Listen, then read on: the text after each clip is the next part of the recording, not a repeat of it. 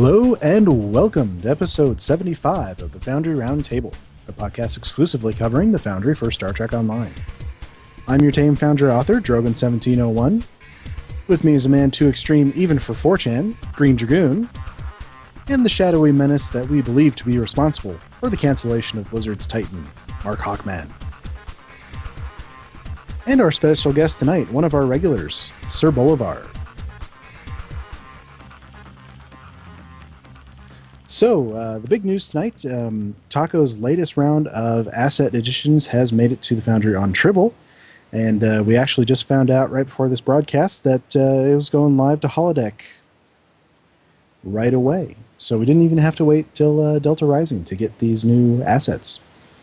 So I'm sure by now that lots of people have seen the video that I made last week, but I want to play it again for those who haven't seen it yet. Showcases a lot of the new assets. So, Dragoon, roll the tape. Hello, tonight we will be looking at the new assets that have been added to the Tribble test server by our good friend Taco Fangs. The very first group we have here are some benches from ESD. Two varieties of cushion benches, the blue ones here and the gray ones. And we have several varieties of white bench here. And the great thing about them, as you can see here, is you can sit on them. Has the click to sit. There are two versions of each asset. One is sittable, one is not.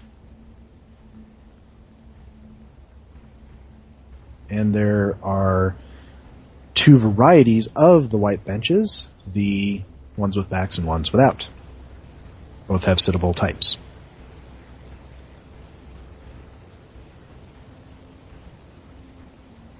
Next we have green screens. Wall and floor varieties.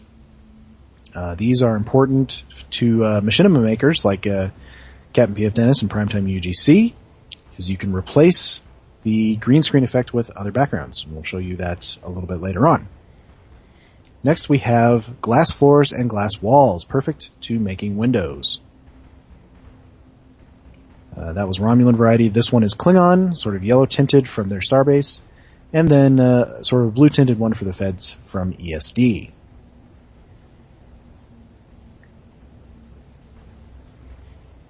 Alright, now various assets from New Romulus have been added. Those are the camps with tents and barriers, as well as transporter pads. That's just two of a variety.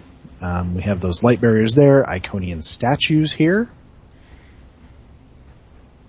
And we have a transporter booster there, various plants, rocks, and there will be a lot more rocks later, pottery shards, more rocks there. There's just tons and tons of rocks, and the little puzzle boxes things. Now here's one of my favorites of the new asset batch. It is the Riemann City that you can see on New Romulus when you look down from the staging area. This is my favorite part, little rotunda, something that I will definitely be trying to use in a future mission. The only bad side is to this particular asset is that it is a bit unfinished. It was only meant to be seen from far away and above, so certain parts of it are not textured or modeled completely. It will take a little bit of work to make it entirely usable, but you can definitely set some small scenes here. And it'll be very neat about the only Riemann-looking thing that we have access to in the Foundry. Now I'm going to show you some more New Romulus assets out here. What you can see in the distance are the very big rocks. There are varying sizes of those. In the far, far distance there is the New Romulus wall, the city wall that you see in the staging area. The backside of that is not modeled. Here we've got splashes that you can put in your water, and rapids is what this one is called. It's for making your water assets. You can put that on top of it, and it makes it look like it is flowing like a river. Several types of rocks there, including an arch and big machinery in the background. Several more types of New Romulus plants. Here's a close-up on the trees that we have varying heights. And the sort of canopy in the background there that goes over the Riemann City. that's the shuttle pad there, and I'm going to show you in a minute because we needed to add some Y value to it. Also the same thing with these stone slabs. And these here, waterfalls. You'll need to set those up above the train. There's 3 of them. They have varying heights and widths.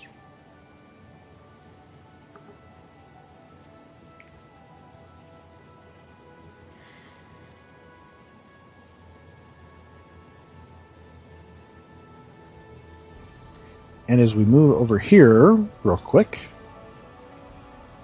we can see that I've added some heights to the Romulan shuttle pad. Say it needs at least 1, if not maybe a little bit less than 1. And the only thing we're missing for it is the shuttle, which we didn't get. Here are the various ruins that you see around New Romulus. Ancient ruins. There's varying types of buildings and stairs you can see there, arches, base stone slabs there, and these are bridges, pieces of the bridges that you see. These are actually meant to go up quite a bit higher in the air. And this big long thing here is actually the top of the bridge support. And we will need to be adding some Y value to that.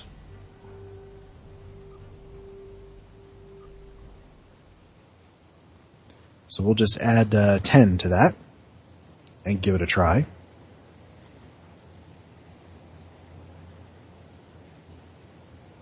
Now while that's going, I want to tell you about some other things that have been added to the Foundry that I cannot actually demonstrate at the moment because Triple Foundry Search is down.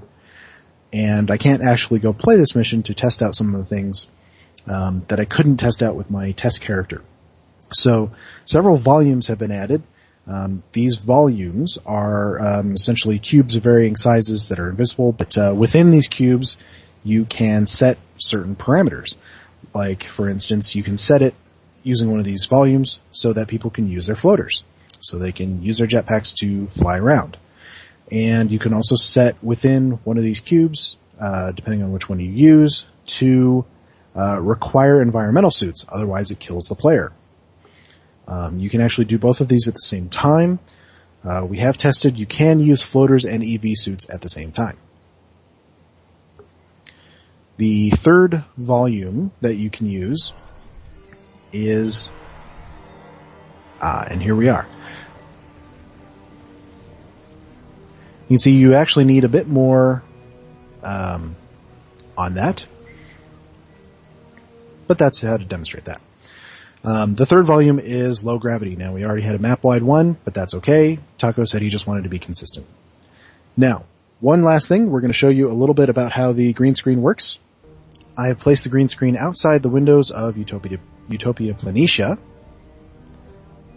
and using the magic of editing, I have changed the background, inserted this video clip that I shot earlier of myself playing Surface Tension. So this is going to be great for machinima creators. They can put in any background they want with the foreground that they want. Thank you very much. Good night. Now, let's see, a couple addendums here.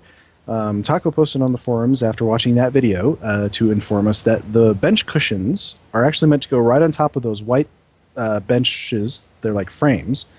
They don't have any collision, so you can actually you can still do the sittable thing and still sit on them and won't mess with that at all.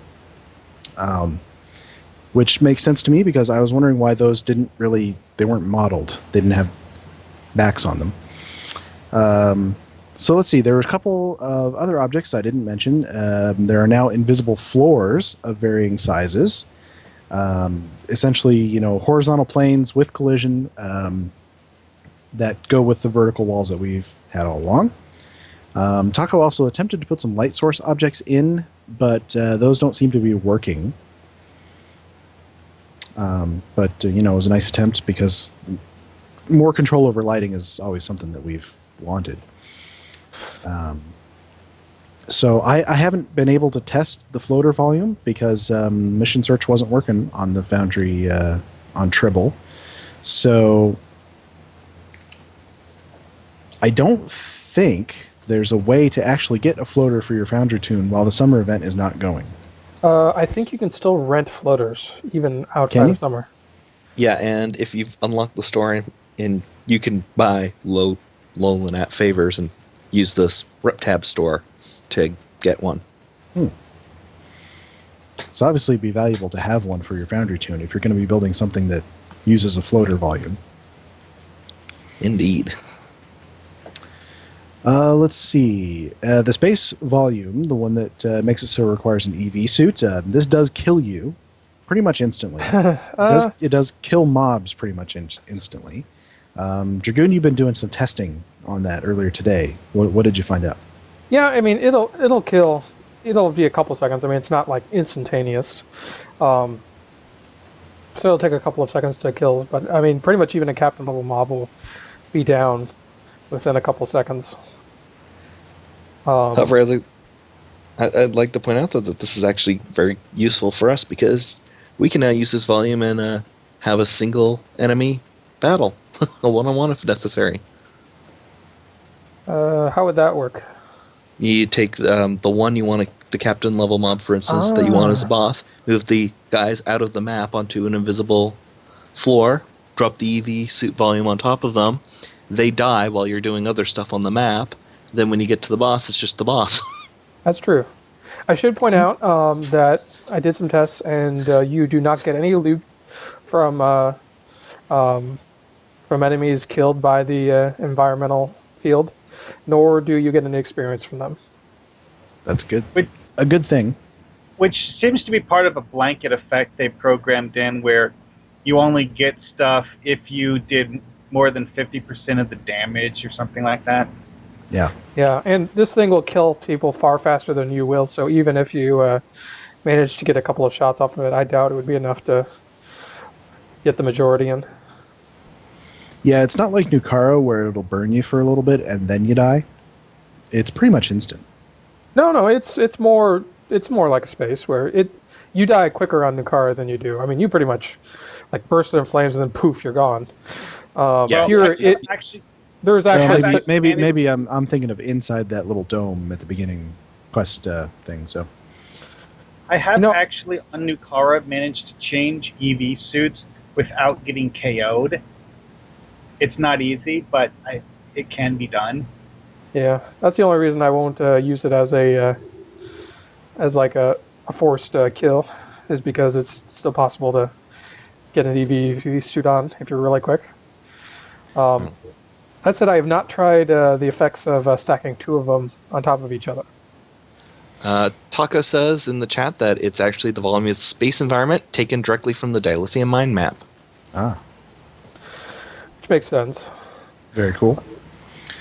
So for people's test characters, so we talked about how to get floaters. So what are some of the ways that people can get EV suits for their triple character or their test characters?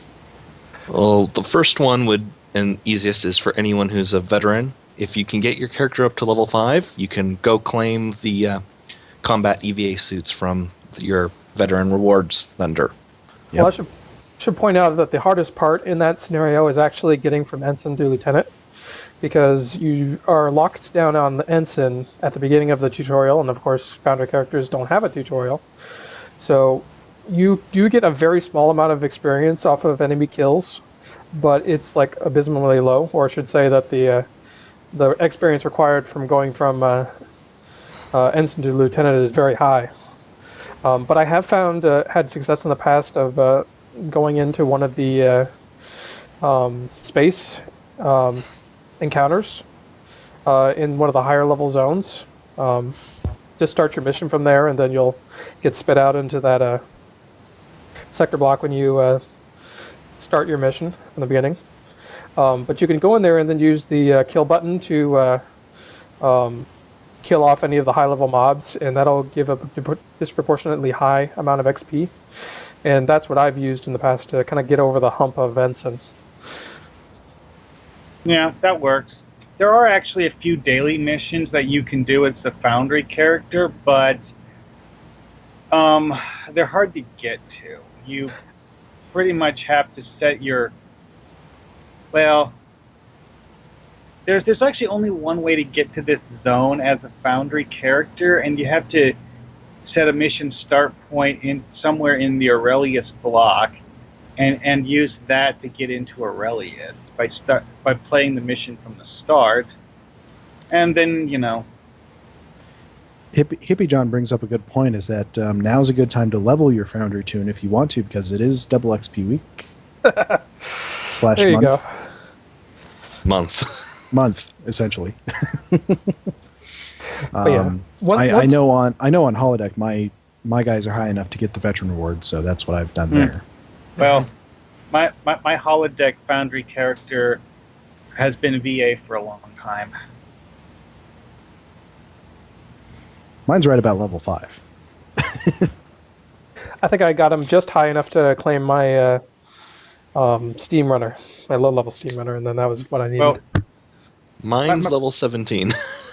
My trick with my holodeck character to actually getting to VA was simply to get high enough to collect DOFs and then just do DOFting every time I logged in. Yeah, it can add up really quickly. My Foundry tune is old enough to be able to claim story missions. That's all I'll say. Well, I mean, yeah. Once you get to Lieutenant, it unlocks everything as normal. Yeah, you can start playing like, and I especially recommend playing like Stranded in Space, because you get bridge officers after it. Or no, do you anymore? Since they revamped all. Yeah, you do. You do. You still do. Okay. You just don't have any slots for them. They're actually the same old bridge officers that you've always gotten, which are actually copies, I think, of the original 3 that you used to choose from in the Fed tutorial. Ah, okay. So you can actually still get Shalana and those other ones. It's just that you have to run that mission. There is one exception. You can't get Anthe. You can't get the Andorian. Wait, they took out the Andorian? Yeah, because she was the one who remained in the tutorial when they got rid of that option. Oh, okay. Well, wait. What's the tactical option then? I think it's like a Ferengi or something. It was something really unappealing. So, I will also say that if you guys don't mind the little product placement, I love getting the Steam Starter Pack just for my Foundry character, because not only did it unlock a tier 1 Steam Runner, but it also comes with a bunch of starter gear and buffs. Two bridge officers, yeah. And an XP boost. You're an XP boost. And if you ever manage to get your Foundry character up to VA, then it also has a Vice Admiral version, Tier 5 version of the Steam Runner, and it comes with fleet stats. Well, mine actually uses the Amazon pre-order Liberated Board character. Got that too, but that one you normally gotta pay for. So I want to talk more about the new assets that we're getting and what we can do with them. But real quick, we actually had some tweets from ZeroniousRex today and last night saying that she was adding more things to the Foundry. She said Tuesday she was staying up late, and today she tweeted that she was adding costumes. Yay! She would not tell me which ones. Well, it may very well be. It may very well be Delta Rising costumes. It may very well be, and I totally hope it is. Even though there's a few pre-Delta Rising costumes that we are still missing. Yeah, we're missing what was like the Romulan ones that you can get after around level 10 and that sort of thing. Oh yeah, a few of their pieces actually have leaked in. Really? Yeah, a few of them. Not all of them. Like stuff like some of the wristbands and stuff have snuck in, but not like the full uniforms. Interesting. I know another thing that snuck in that I was informed of earlier this week is that there's a new Kobali head shape in the Alien Gen. I think that's we've always had some Kobali options, but now there's a head shape too. I think that one slipped in because that one's been available for character creation for a little while now too. So I think they got ported over as a result. Yeah. So there's definitely some interesting things going on there, but we'll have to wait and see. I will be watching the patch notes and obviously checking the Triple Foundry after every update, because as we know, sometimes things just don't make it into the notes. So, going back to the new objects that we know we're getting tomorrow, let's talk about the space and the EV suit volumes. What do you guys think? What are some of the things we can do with those? I'm just going to start with the obvious one that we've all been kind of drooling over since we found out we're getting them, and that is doing an EVA spacewalk with your floater. That's what we all want to do. Let's not beat around the bush. Absolutely. That's the thing I'm planning. I mean, you can combine that with the low gravity volume and have yourself floating around an asteroid or some other low gravity environment. I've got a scenario that's all ready to go for it, essentially.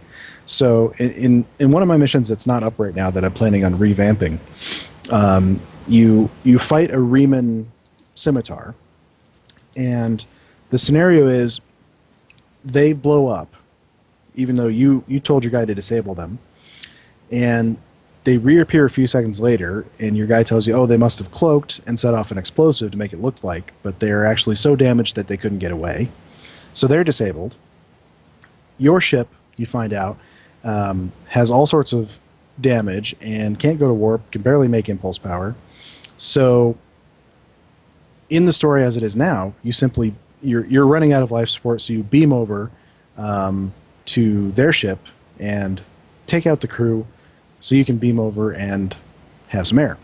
So I'm thinking, what if instead of simply beaming over, you use your floater and your EVA suit to cross a debris field to get there, and then disable a transporter inhibitor and beam your officers over?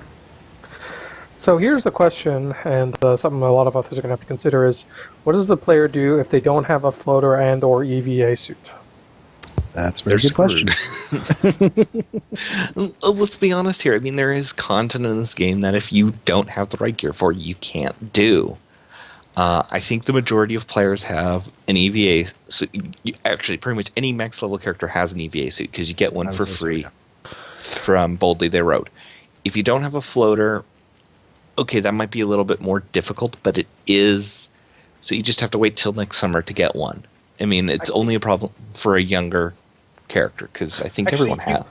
You can get an infinite number of EV suits from Boldly They Wrote, but they're all equally crappy. So I was going to say you could, in theory, do a situation where you have a dialogue option, and it asks you like an option. We can use an EVA suit or something like we need another option, and if you choose another option, they make up something about like retuning your personal shield or some other excuse that we've always used up till now.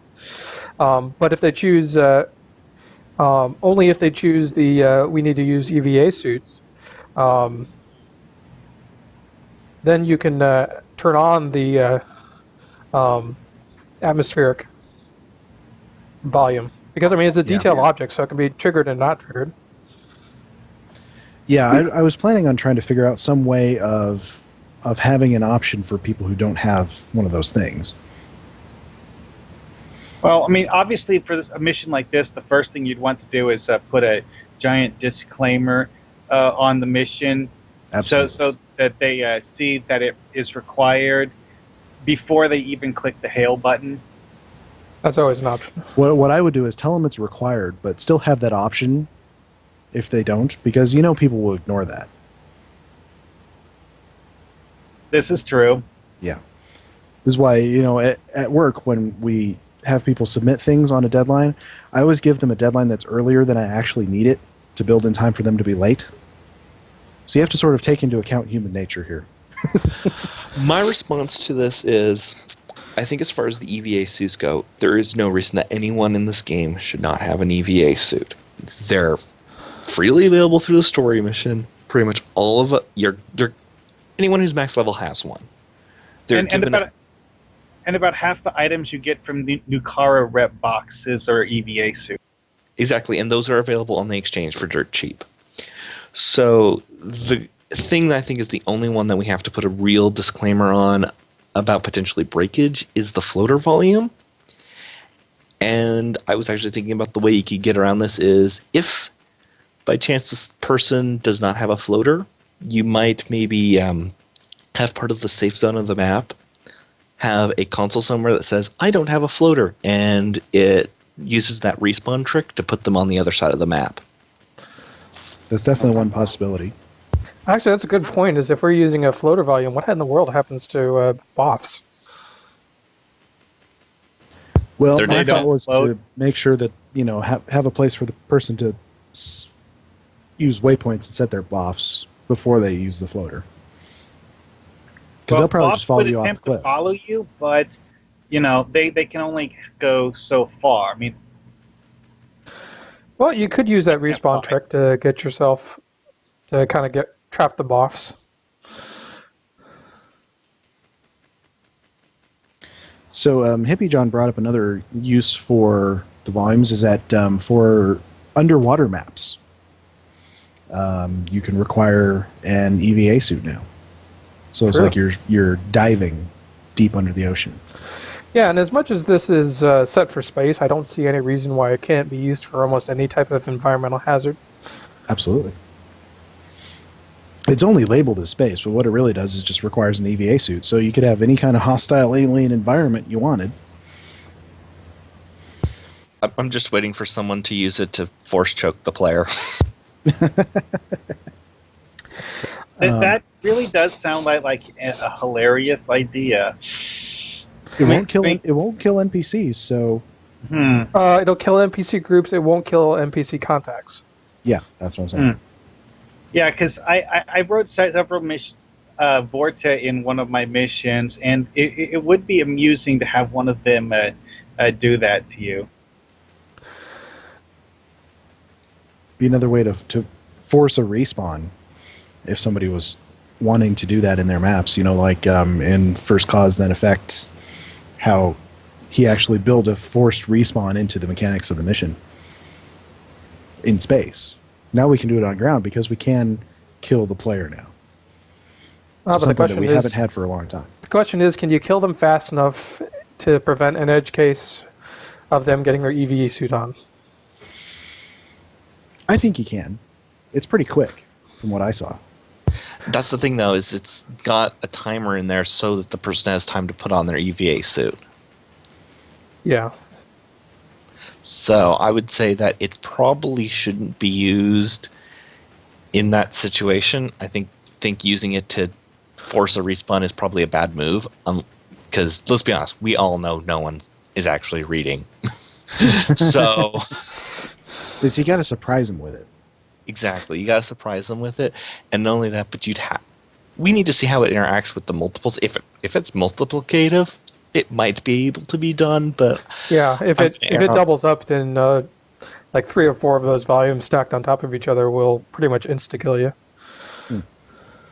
Well, see, I mean, you guys say this timer, but when I was testing it on Tribble, it seemed to kill me pretty much instantly. you've got about 2 seconds, which is enough time to click the button to turn on your EVA suit. If you realize what's going on. Exactly. And if you had it ready ahead of time. You have to open your inventory, double-click, and then click on the button to activate it. But just a thought. A trick I mentioned earlier that I did on Nukara was I left my previous EVA suit activated, dragged an EVA suit from my inventory to my character, then I quickly clicked on the activate button for the second EVA suit.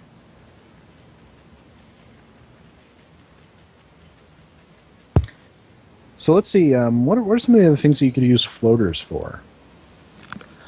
Okay, this is going to be one that's been bothering me for a while because we don't have the ability to get to the second level on DS9. We can now use our floaters to get to the second level on DS9. Oh, right, because you don't have working elevators. Exactly. There are also Yeah, a makes lot sense. Makes sense.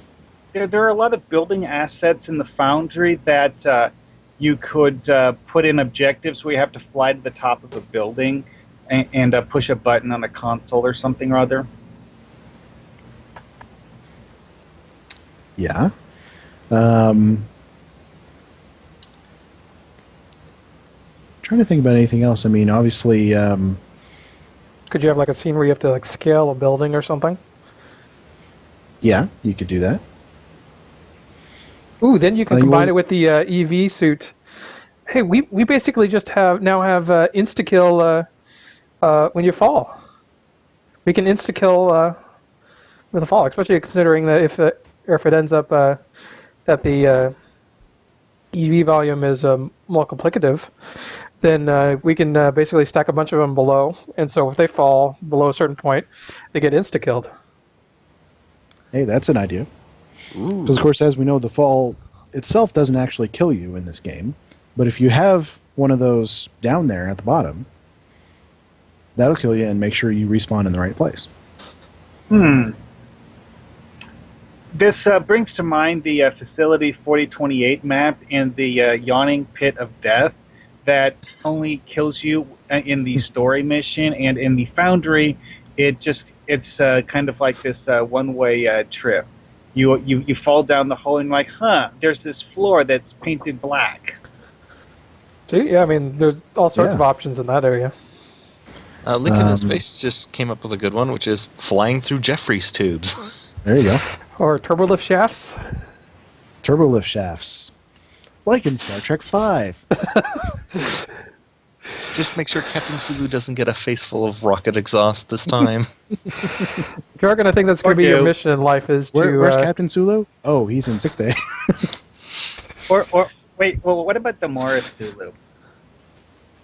Well, she's long dead. Pax Federatica says that you could build more than one sky castle on a map and then have the player jump from one to the next using their floaters.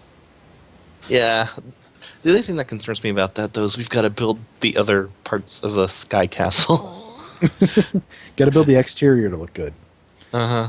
And a lot of us don't build those things to have the exterior look good. Well, I mean, if it's a literal castle, you can use the Grethor props. Okay, you know what? I'm just going to say this. Taco, I know you're in there.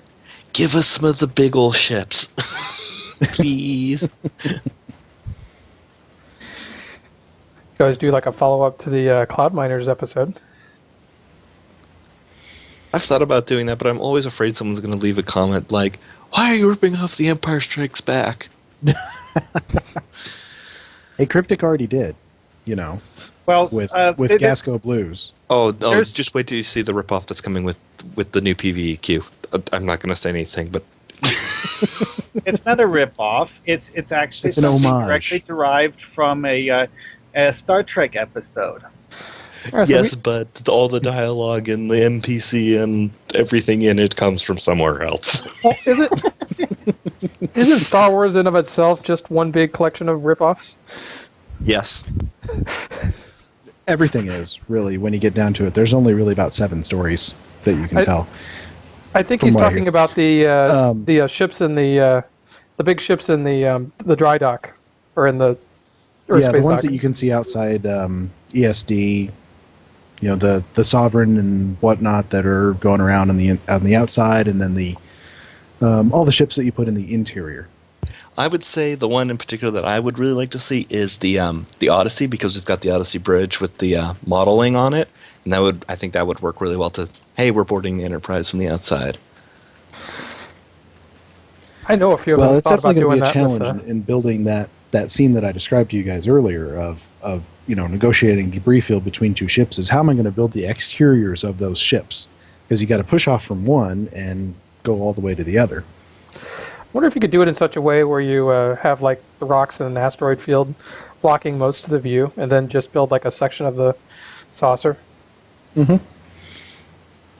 Well, I mean, we do have access to plenty of rocks, because remember, I got to do this all with ground assets.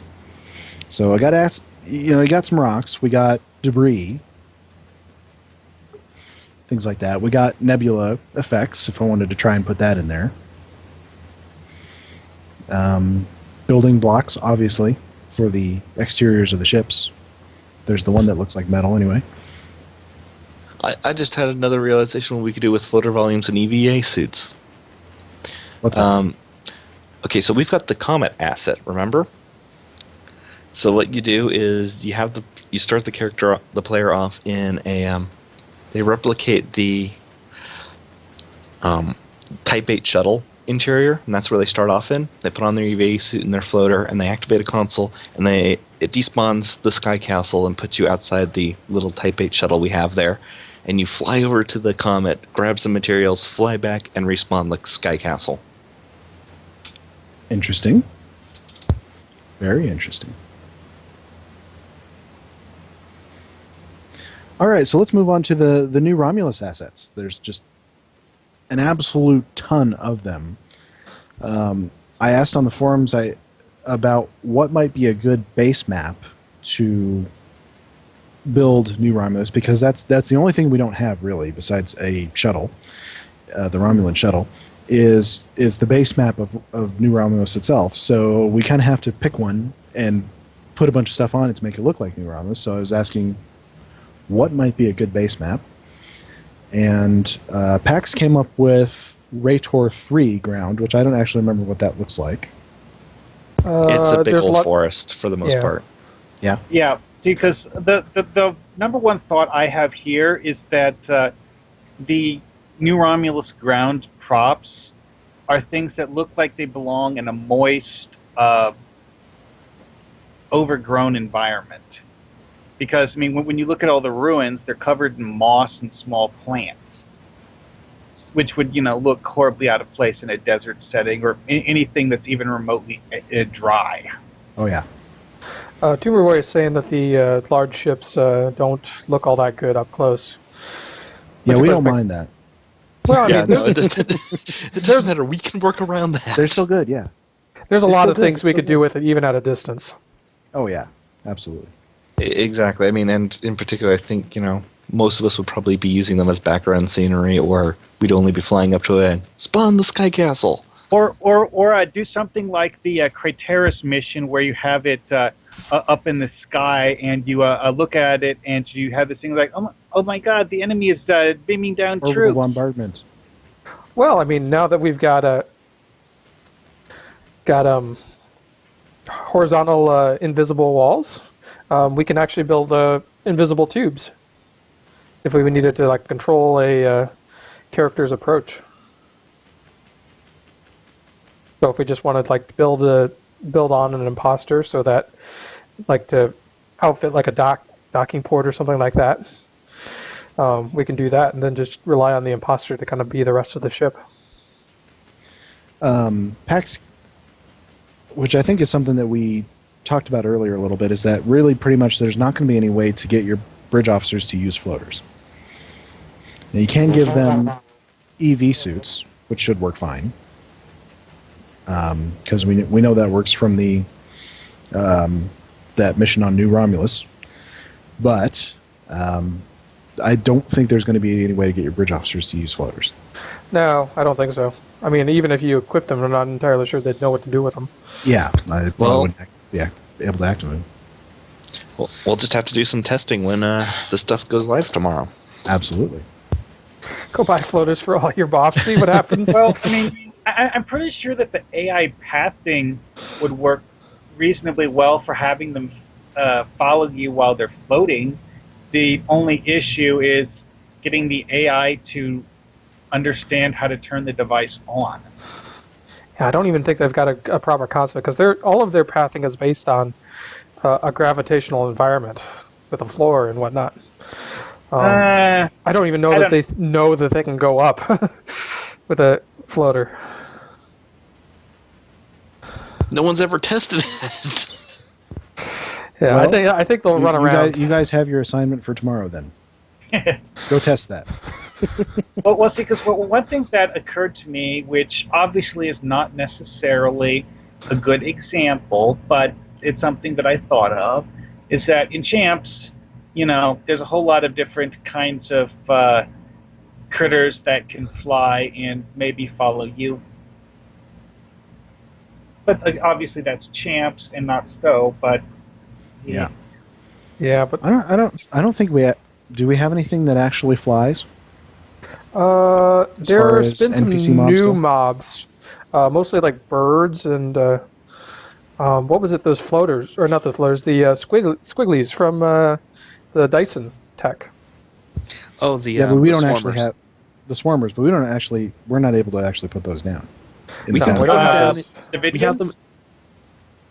Davidians are special, and I don't think they fly. I think they I don't hover. think they technically fly. Yeah, I think they just hover. Yeah, they And, yeah. and Drogon, They- just to correct you, we do have swarmers in the Foundry. They're just for space only, sadly. That's Oh. unfortunate. Seriously? I didn't even know that. Seriously, I found them the other day. And by the way, Ficlery used the same weapons as them. Just saying. Oh, Ficlery. The little spirit guys that they spawn, they probably actually fly. They might be able to follow No, you. it's a modified running animation. Oh, is it?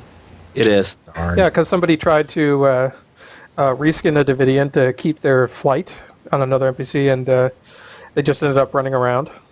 Apparently, their idle yeah, animation that. is a true float, but other than that, they just use it's a modified run animation. Actually, I just thought of something. There is actually one AI in the game that does have a proper flying. Okay, I think it's a proper flying. I'm not 100% sure. AI is the one that controls those drones that engineers summon. That's not really flight either, though.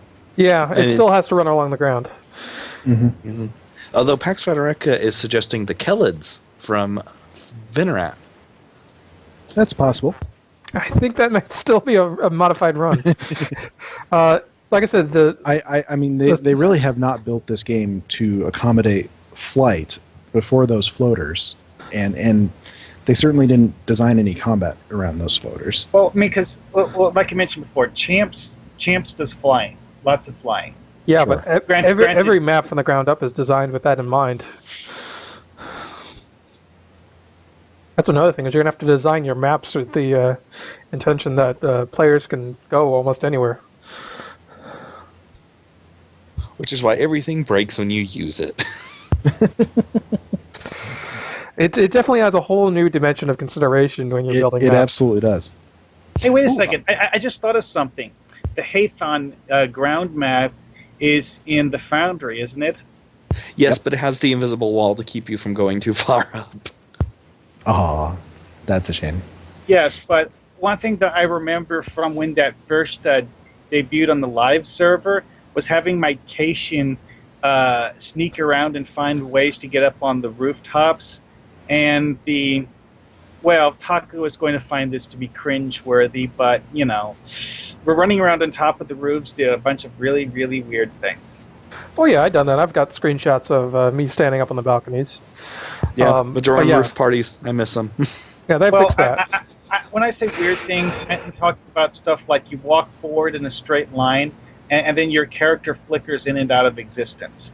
Oh yeah. There's also a ton of invisible walls in there that were meant for collision on the lower levels that just extends into the future. So it's Yeah, that too. just those maps. Don't go outside of them. And please, Taco's already having to deal with the Redditors posting every day with I got outside of our space dock. So Well, another thing to consider with the Bejor ground map that hasn't been mentioned already is that those large trees that you see near some of the buildings, the leaves on the trees have interactable geometry, which means you can't fly through them. Yeah, it's that was the method that we used to get up on the buildings at Starfleet Academy before he got rid of that ability. Is we used to walk up the trees, essentially. Tumor Boy says that's called occlusion. Yep. I just realized something else because we're talking about Bajor. The DS9 Promenade map has the modeling for the exterior of DS9. We could do another spacewalk sequence. Ooh, there you go. Now, say one thing that About that, I've done a lot of tinkering with the exterior of the Deep Space Nine map, and if you want to do a spacewalk on the Deep Space Nine map that we currently have, you're going to need to play with that new invisible floor object a lot, because certain parts of the exterior geometry are not interactable. You mean have no collision? Yeah. In other words, you'll fall straight through. Yeah. I am also going to imagine that there's a whole lot of missing geometry on the exteriors, so it probably looks very strange. This is true. But still, this is opening up a lot of fun stuff to play with and a lot of stuff to try. And Taco, I know you're crying at your desk. Please stop. We won't do it. Well, yes, we will. What are you talking about? I was going to say the motto of the Foundry is to use assets in ways the developers never intended. And that to me is the best part of the Foundry. Isn't that the entire point behind UGC? Absolutely. I mean, he's right to cringe when people do it in-game. Try and get outside ESD and that sort of thing. But come on, in the Foundry. That's part of what it's there for. True. That's my thought anyway.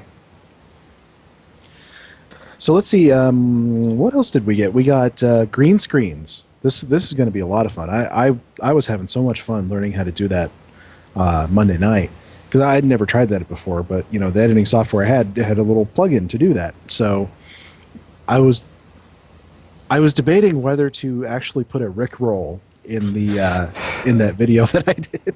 Just like, so suddenly Rick Astley appears singing outside the window of Utopia Planitia, and everybody goes, "Oh my God!" I should have done it. You should have. 10 out of 10. I'd play it again. Then again, that thing we just said about doing things that were never intended, that may be under the probably should never be intended, never be done. Tumor Boy says that he's got no beef with people finding weird places to climb in maps. Oh, good. So you'll let me jump down in the warp core in the Romulan ship again, right? Spoilers.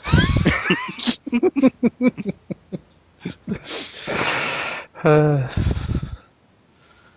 I was totally he says he does mind jump. when it's so upfront and in your face and interrupts the enjoyment of everybody else. And I agree with that.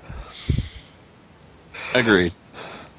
Oh, Lincoln in Space is saying we could use the Borg buildings on ground because they look exactly like Borg space stations. Because there you go. Borg so don't fly around Borg space stations. So don't some of the Borg ground objects look like they use the same textures as the space objects? Pretty close. I mean, really. I think they're just straight copy paste because it's pretty much the same thing. Well, it's Borg. The Borg are textures. geometric, and no matter what scale they're working on. Mm-hmm. I will say, and something I'm kind of surprised we haven't brought up yet, is the new glass panes. Yes. Oh, yes. How long? Windows. How long have we been asking for that? I think that might date back to the original Foundry requests. I mean, it's obviously been asked for a while before I got around here. I'm already thinking about pulling Honor of the Empire again to put the glass panes into my coffee shop finally. Oh yeah, I'm definitely going to be loading up some, shopping out some windows. Yeah, they certainly have a lot of uses. And I'm glad we got horizontal ones because that could open up some interesting things. Like, I don't know, you could have something that looks down into a water plane, so it looks like glass-bottomed boat or something like that. If only we had sea creatures to put down there. Actually, there is a detail object that looks like fish swimming around. There is. And there is a fish asset as well. There's fish. That's awesome. And Taco is confirming the Borg stuff is the same asset. That could be cool because you make a scenario where you fly up to a big Borg space station in your ship, and then you transition to a ground map where you leave your ship in a floater and float around the outside of that station looking for an entrance or something. That could be very cool. Yes, doing a whole walk on the outside of a Borg thingy. Sounds like a great plan. Although we run into one of those things where it's like, why is your admiral doing all this alone? Yes. Minor insignificant. Because his bridge staff did not pass their EVA training. I'm gonna. Oh, that's what it is. I'm just going to invoke the rule of cool. I'm going to quote someone from Delta Rising. The Admiral gets what the Admiral wants. Hey, there you go. Actually, I was just thinking about it. You know, the invisible floors and stuff? We could actually... do you guys remember that scene in the DLC for Oblivion Knights of the Nine where the player is hovering over Cyrodiil, talking with a dead knight? We can now do that. What are those words you're saying? It's for Oblivion, downloadable content for that. Oblivion is a game, right? It, but I know what it is. Yeah, there's a scene where the player is talking with this dead knight, and they're suspended over the landmass. If you look down, you can see they're hovering over the clouds and seeing all the land underneath it. And we can now do that. Actually, I just thought of something. What happens if you attempt to tell a ground contact to stand on top of a martini glass? I think the martini glass is kickable. I don't think that has any collision. Well, anyways, I was just wondering what the smallest object you can have a contact stand on that wouldn't be easily visible.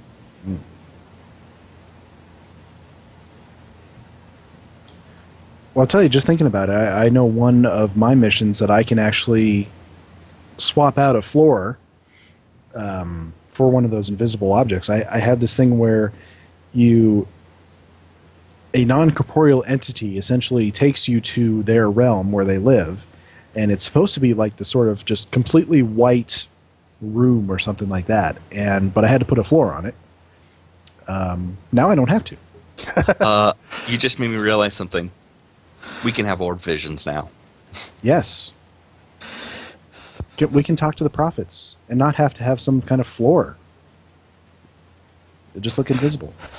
Because the prophets have evolved beyond the need for floors. Yes. Actually, I just Floors are remembered. linear.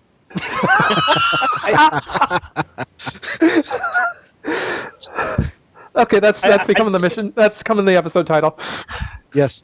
I just remembered something that kind of amused me. Is one of the people in one of the Foundry challenges did something with an exterior of a space station that it's one of those things that makes Taco cringe.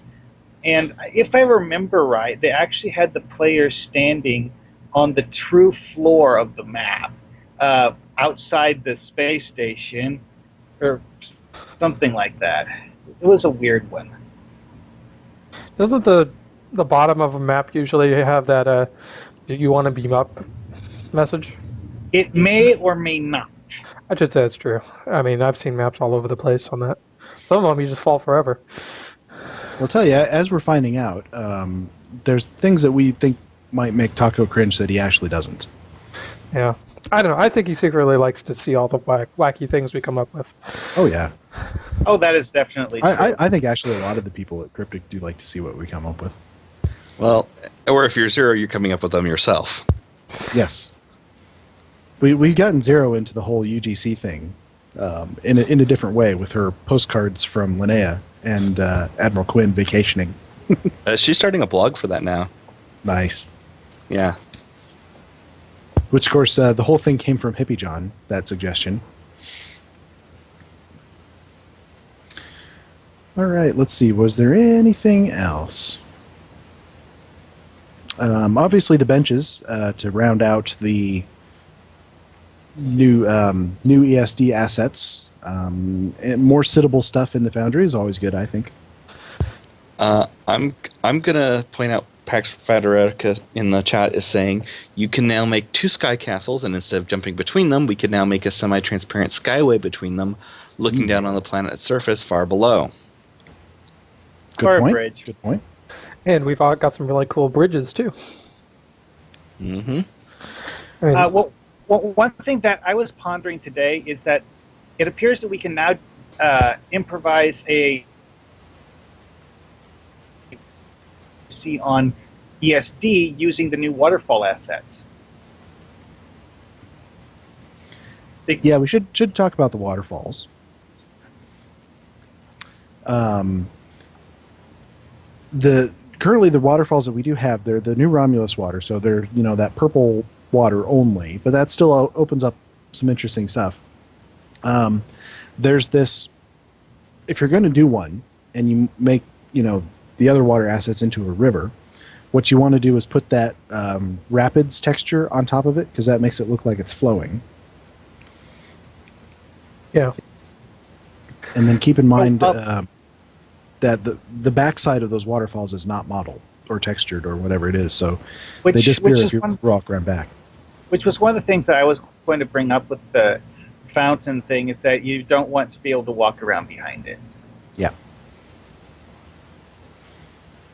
Unless you were to place one of those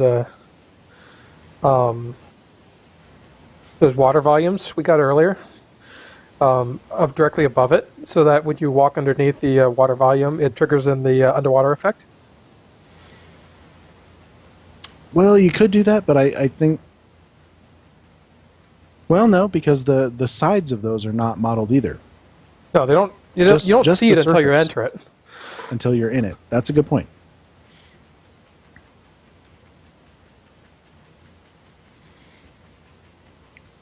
All right. Well, obviously, we're all going to have some fun weekends ahead of us trying to figure out how to use all these new assets and what the limits are, what we can do, and how we can push the limits. But for now, let's move on to what we've been working on. So, Sirboulevard, since you're our guest, let's start with you. Okay. For Foundry stuff, what I've been working on is I was going to be doing a mission that was going to be centered around Linnea for Delta Rising launch, and I was talking with ZeroniousRex, and I wanted to get her backstory. I was like, and since she was doing all those letters from Linnea, she was like, "Yeah, we haven't done any official backstory for her." And then when I was getting around to trying to figure out how she actually got out there, I realized, oh, this is actually far more challenging than I thought it would be. So I'm demoting her to an extra. And instead I'm doing now a story that's about the Andorian Mining Consortium, which was first mentioned in the Star Trek 25th Anniversary game, and then Shran referenced it in Enterprise. And the whole premise came from me thinking on Shran's line, the Andorian Mining Consortium runs from no one. And my retort to that is, except for government officials here to inspect your environmental safety hazards. That sounds like fun.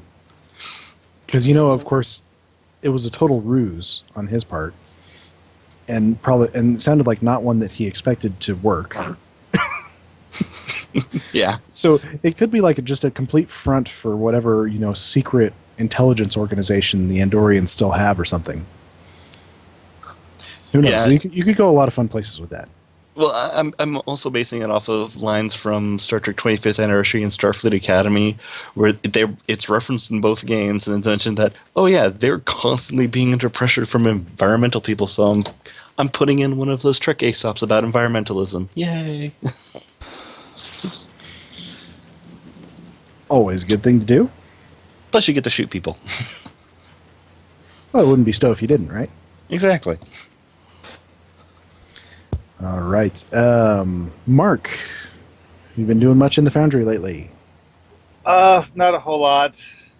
I did spend quite a bit of time tinkering with how to make complex objects out of the Romulus ruins props. I did notice one thing that's somewhat annoying is that the stairs do not have a back. And it would seem to me to be something that would be rather challenging to find a suitable way of disguising that, because we don't have a whole lot of flat objects that match the color of the rest of the object. Well, I mean, they might be used with like the bridges and whatnot. No, specifically the stair objects. Yeah. Because the stairs are apparently meant to be used where they're, up against something, and not where you can walk behind them.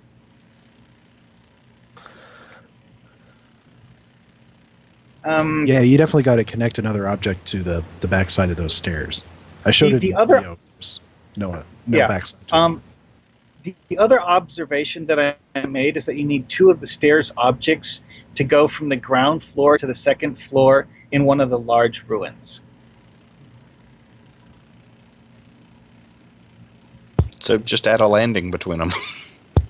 Well, of course, but I was just mentioning that because the stairs are like a 6 whatever object and the ruins are about 12 or so. I think one of the things that we're seeing here is that, and Tumorboy says that the ruins were meant to be and were used with the platforms and or on terrain. And I was saying one of the things that we're seeing here with some of these objects is that, especially when you're looking at the big new Romulus wall or the Riemann city, is that it's that principle of don't build things you don't need, because those were meant to be seen in a certain way, and so there was no reason to build, the backside of that object.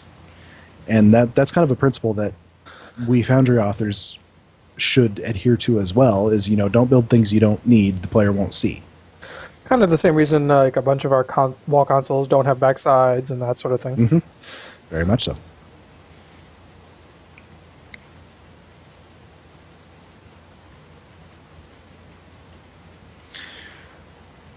All right, Greendragoon, what have you been working on? So I've been getting a little bit of work in trying to crush typos in part 2, but I haven't had too much time into that, mostly because I've kind of been distracted by this project to make a Master Systems display for the Odyssey, which I think you put me up to, Sirboulevard. You or Primer, one of those two. It was me. It was me, I will admit it. But hey, it's led to some interesting debates and discussion. True. I've got the saucer mostly done. I'm kind of started in on the secondary hall, which is probably going to be a little bit time consuming because there's so much space I need to fill. The Odyssey class. So much wasted space. Isn't there that one prop in, I think it was the Utopia Planitia set that has something kind of like an Odyssey MSD on it? They're just external orthographic views. Yeah, because Taco gave us the actual texture file. I've actually got it on my desktop here. It's just an orthographic view, and it just happens to mention where things are located on the ship.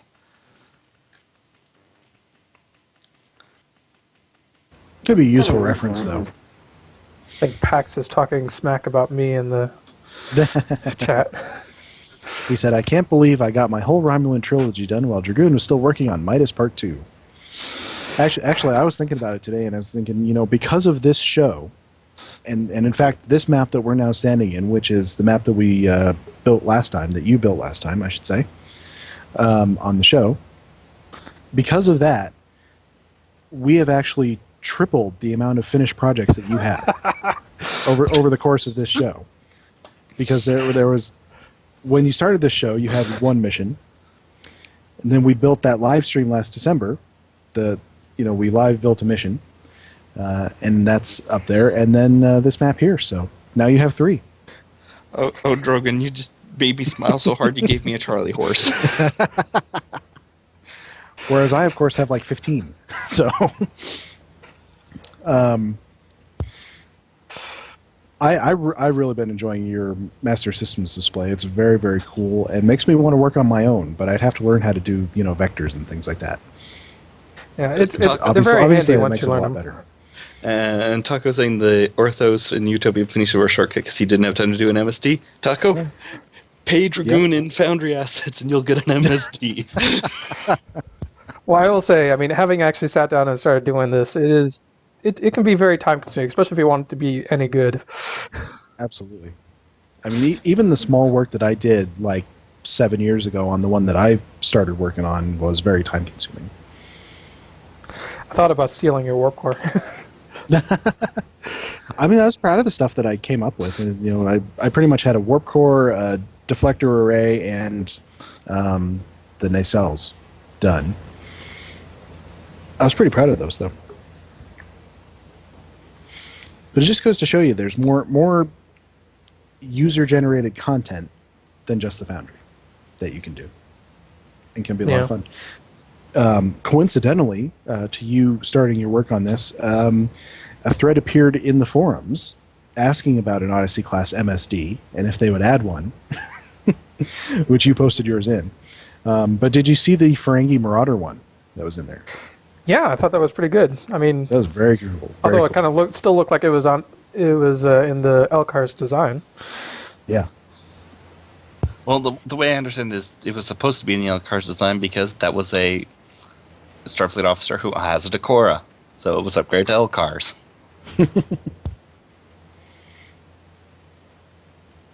Well, knowing the Ferengi, it must have been a costly conversion. Oh, it requires a proprietary adapter. Every single piece of equipment requires a proprietary adapter, a different one.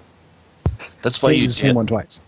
Which is why you jailbreak your Ferengi ships. Well, I mean, or you hire a Starfleet engineer to rewire everything so that it doesn't use adapters. Yeah, but what would you pay him in? Energy credits. well, that's the beauty of having a Starfleet engineer is that you don't pay them. There you go. Well, I have actually spent some good time in the Foundry recently, working on a NX class interior, which is exactly as difficult as it sounds to make it look good. I talked about this on the show many, many months ago, but what I ended up doing was using holodeck arches for the walls and ceiling. And now I actually took Dragoon's technique for the floor from this map. I was actually working on it at the same time during last week's show, and had sort of that two-tone floor, so that there's one base color and then another color, a darker gray running down the middle. Aren't these carpets just so awesome? Oh yeah. Can't thank Tumor Boy enough for putting in the carpets and the other floors. So we went so long without having any good floors, other than those building blocks, and these just didn't work for all situations, do they? 3 cheers for our Foundry Musketeers. Yes. And of course, working on my video that we saw earlier, which required plenty of Foundry turbo testing. So let's see, I don't think we have any reviews tonight, but we can go on to discussion items. Anybody have any topics they want to talk about? Well, it's really hard to have a discussion topic without trying to do spoilers right now, isn't it? Well, yeah. One possible discussion topic I pondered is the gigantic list of things I would like to have in the Foundry that I've seen in the Delta Quadrant. It's probably going to be an extremely long list, though. So Probably not. A very short list. It just reads everything. Oh yes, there is that. Well, I'll tell you, definitely stuff from the Voyager interior would be awesome. I would just be happy if we just got the warp core from the Voyager interior. Nice proper warp core. Although I will admit, I'm kind of lusting after those books in the crew quarters. I was not expecting to see those.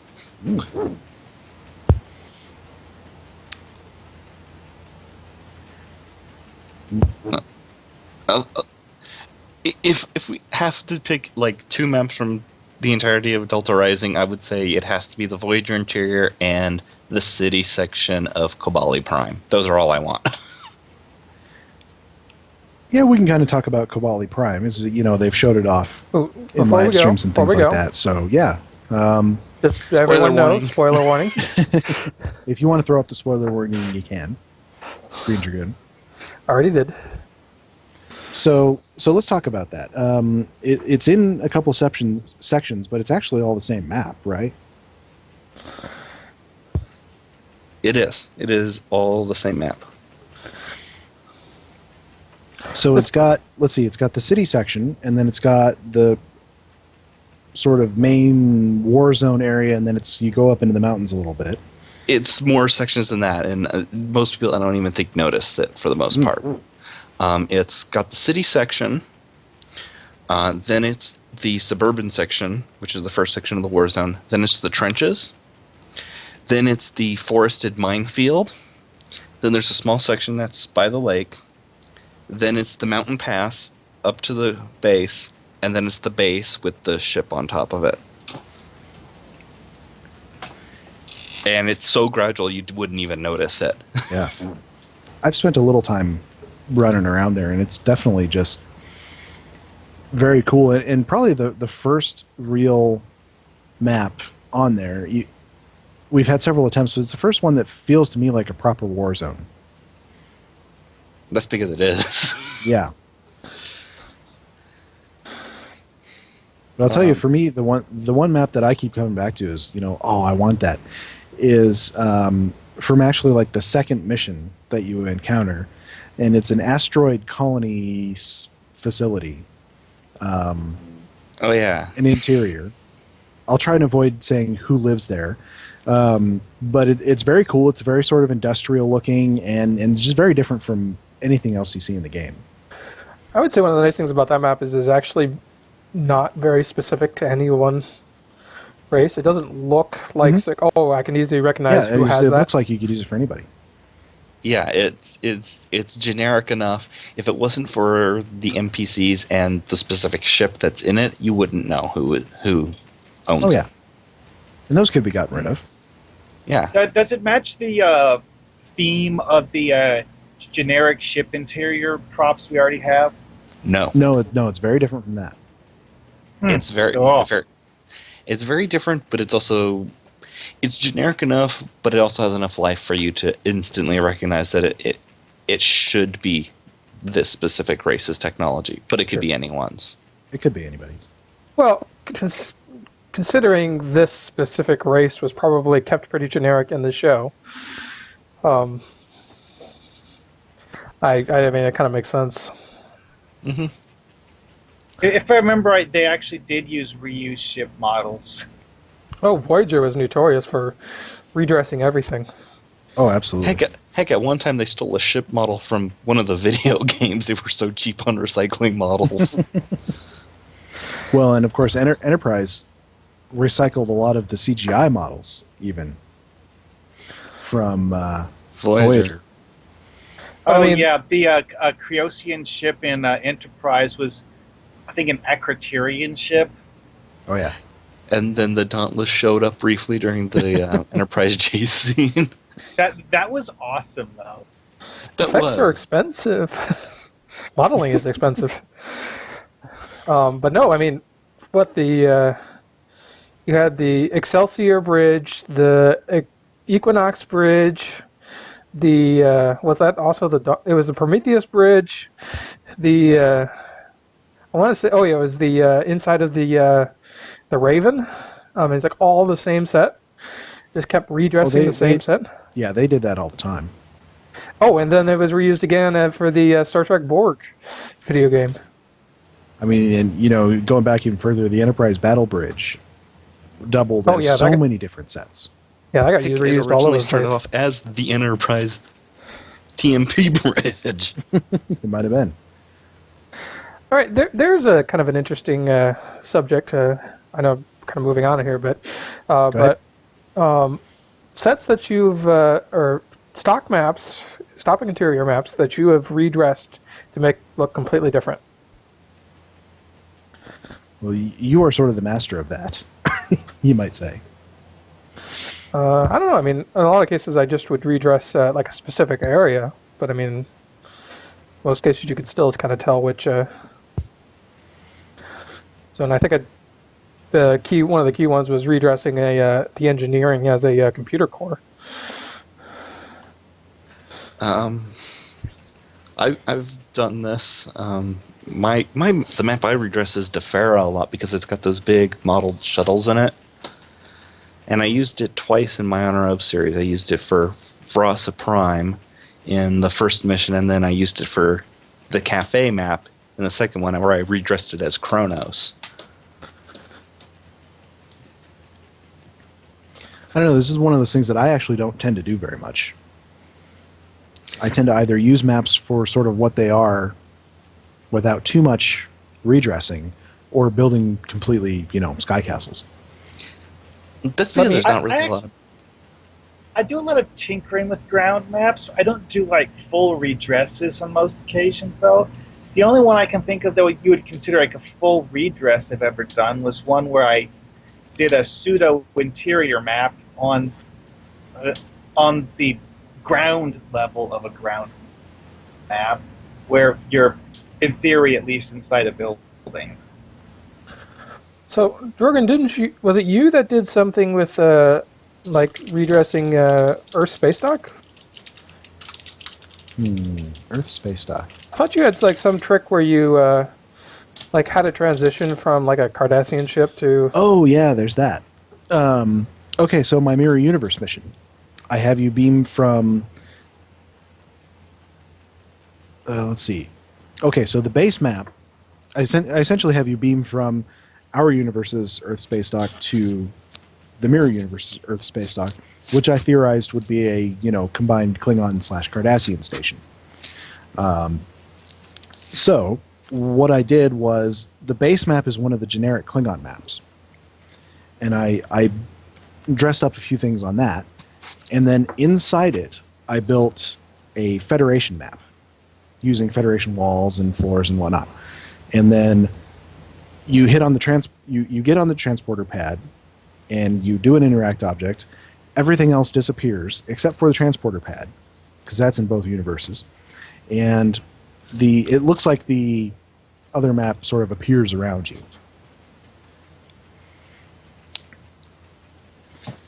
So that's maybe not necessarily a redress. It's a building one map inside a map, which is more or less what redressing is. That is technically a redress. I suppose you could say that. Along those lines, one thing that it was a mission I played a long time ago. I don't remember the name of the mission, but what they did is they took the, I forget whether it was the first or the second ESD map, and built a 2-level alien starbase inside the map, so that when you're going around, you see like the walls from ESD, but you see a bunch of stuff. And they came up with some tricks to make it so that there's like, well, ESD has something like a 20-foot ceiling, so what they did is they like put a really thin floor layer about 10 feet up or so that you would have really cramped ceilings, but it actually had enough height they could put in 2 levels inside ESD, which is something I actually liked a lot, because I just like 3-dimensional maps. It's fun. Pax mentions that he redressed one of the generic ship interiors with brick walls for a tunnel scene in Valley of the Shadow. I think I remember that map. I do too. That was one of the ones. Is that one of the ones we did a live stream of way back when? I think a lot of us actually reviewed the part 1, and then the live stream we did was part 2. Okay. But yeah, I mean, I remember being very impressed because it was a very effective transformation. I think Baz made a similar sort of tunnel set for his Purity mission, and I'm not sure what sort of base map he used on that. I think that was completely custom, because I think it was just a big open field that he used. Was it? Obviously, big open fields is something that we all use a lot and build up tons of stuff in them.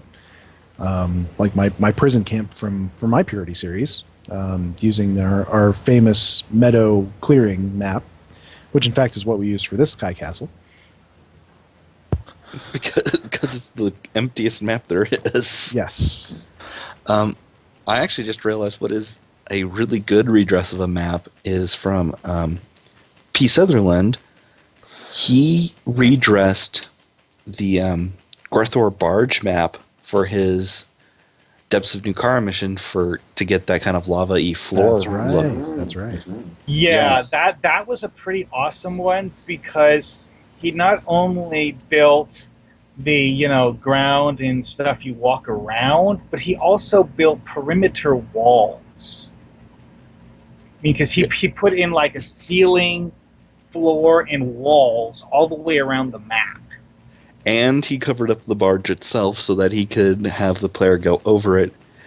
And by the way, I've tried to replicate what he's done. It's damn near impossible. It was a good redress. It was an incredible build.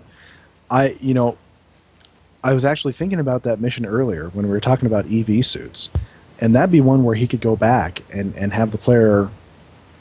I don't remember if he hand waved it or anything like that, how you could breathe down there, but that's something he could go back and do some EV suit work.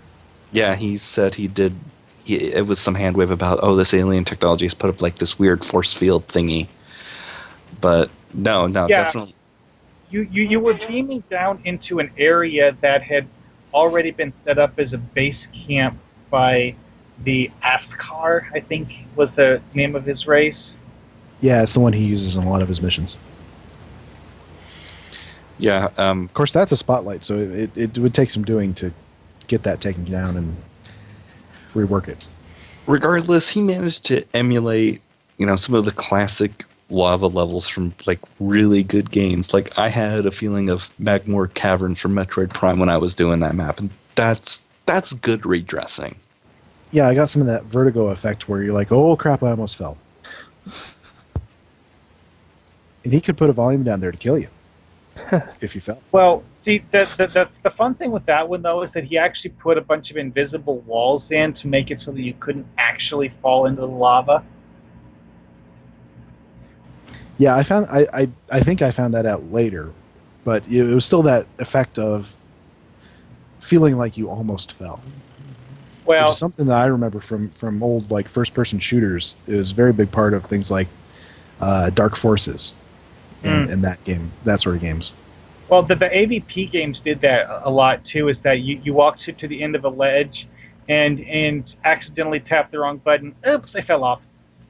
Yep. But in his though, there actually was one or two spots I think where you could accidentally fall off, but you had to work to find them. He did a pretty good job of checking the invisible walls to make sure there weren't any holes you could fall through.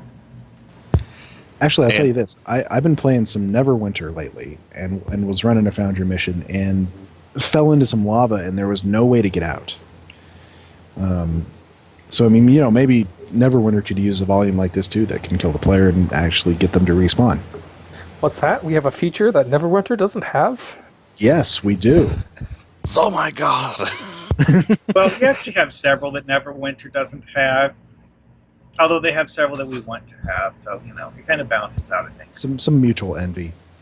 And Zero just posted on Twitter. She apparently decided to make Tuvix for no reason. Because Tuvix is cool, and we all liked him. It's true. I wouldn't go that far. Okay, we I really didn't actually like that one. Personally. Well, I enjoyed the ending where Tuvix ceased to exist. Does that count? I liked Tuvix. Yeah. To be honest, I thought it would have had apparently a better Casmodia ending is not a fan either. if they'd come up with some sort of trick like what they what created Thomas Riker to split Tuvok and Neelix out and somehow keep Tuvix around and have him go away or something. I'm just going to point this out. Janeway got to murder someone and she got 2 crewmen she got to torture out of it. It was a win-win for her. I believe this calls for a Hail Janeway. Hail Janeway.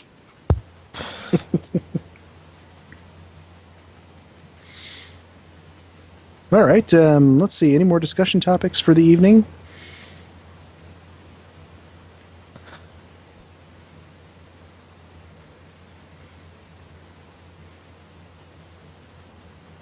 Hearing none, I think we'll call it a night here. Dragoon, if you want to throw up our contact information. All right. We can be emailed at foundryroundtable@live.com. And I just want to say, encourage everyone to put in some feedback, because we certainly love to be able to make this show even better. And you guys letting us know what you think works, doesn't work, what could be better, what's definitely worse, all of that good stuff. We'd love to hear it. Especially about things like our previous episode where we spent entirely in the Foundry. It's something that we want to do again, but we want to, see what people want to see. So give us feedback. Yeah, I mean, we certainly don't consider ourselves kind of the masters of, we know everything you guys need or are interested in seeing. Or would you guys think we need to talk more about? So, yeah, just let us know. We can also be reached on Twitter at Foundry Roundtable. Drogan can be reached at Drogan1701. Markhawkman can be reached at MAR Hawkman. And I can be reached at Greendragoon. And join us next week. We have planned to do a live Foundry mission playthrough. So that'll be fun. But for the moment, we will say goodnight. Good night, everyone. Good night. Hail Hydra! Hail Janeway.